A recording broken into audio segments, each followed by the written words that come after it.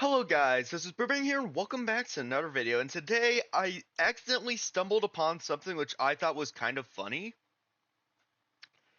Now, I'm probably the only person in the universe who finds this funny, just because I have a weird sense of humor, but yeah.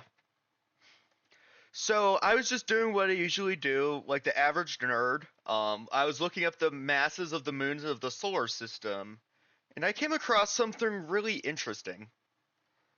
I came across this Wikipedia article. Planetary mass moon. So here is the sort of description of it. Basically what it is it's basically like another form of a dwarf planet, but this is for moons which are larger than Pluto or Eris or these seven. I don't know why Triton is included. The fact that it's also a dwarf planet, kind of. It's a captured dwarf planet, but the other six. Although it's just another like argued way of like arguing small classification things, kind of like how Pluto is a dwarf planet or a planet, like that sort of stuff. I don't know how much of an effect this really would have. I guess it would make a difference between major and minor moons, because there isn't really a big difference in definition between them. Well, no, it's the biggest of the major moons, so that wouldn't really apply, since, other moons, like Enceladus, would be left out. So wait, in that case, are they asteroids? Uh, I have no clue. Now, something important to note is that it talks about hydrostatic equilibrium, and that's like the main point of this. If a moon is in hydrostatic equilibrium, it that's part of a criteria.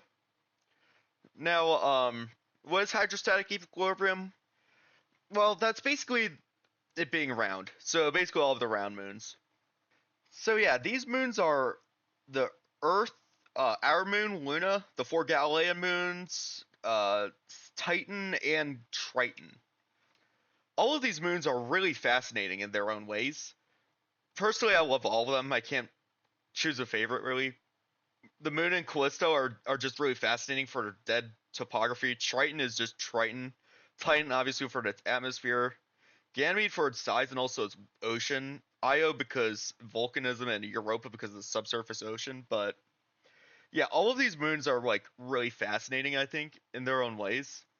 But if we go down here, it says, however, another dozen moons are ellipsoidal as well, indicating that they have achieved equilibrium at some point in their histories, but they aren't in equilibrium because of them being increasingly rigid, which I never knew about. I guess it makes sense, but yeah. And it also mentions, the other moons, although they aren't in equilibrium anymore, so they don't count, it sounds like. So I might be wondering, why the fuck is the moon an asteroid? I need to know. Well, you see, I have no clue why it mentions it here, but the Earth's moon is not in hydrostatic equilibrium. In fact, it's the only one of these seven moons which it's not. You wanna see it? Source Wikipedia? Bang! There's an X right here for equilibrium. Now, Callisto is not known, but it most likely is in equilibrium if I'd make a guess. And you might be wondering, the moon's a circle, how's it not? So if it basically means not being in hydrostatic equilibrium means it's not a circle. Why is it not a circle then? Well, you see, the moon is kind of lopsided. There's a reason why the near side of the moon looks like this, and the far side of the moon is just basically plain light gray. There's none of those dark spots. The reason is because the crust is 30 kilometers or miles. I don't know. I don't care. Well, it's probably kilometers, but I get mixed up with freedom units and not freedom units all the time, so I don't know.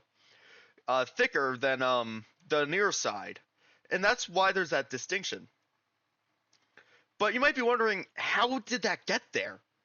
Well, it's theorized that when Theia impacted into the Earth, which, if you didn't know, was what is most likely the cause of formation of the moon, it formed a second moon, which was roughly 1,000 kilometers in diameter.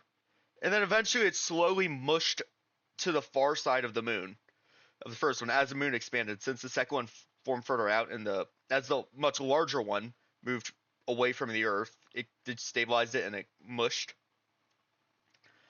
And that's why the moon's crust is so lopsided. The core material still went into the larger moon's core, but the crust is still remains completely lopsided. It is relatively even on the far side though, so there definitely has been some of it. Although that's why it's not in hydrostatic equilibrium. And there you go. That is why the moon's an asteroid. I better hope you will use this useless knowledge for something better in your life, because I have no clue what I'm gonna do with this, but I guess I know. And yeah, that's basically it for the video. It's just something I thought I found funny. And yeah, so I hope you guys enjoyed this video. Make sure to leave a like, subscribe to my channel, dislike if you dislike, and I'll see you guys on the next video. Peace out.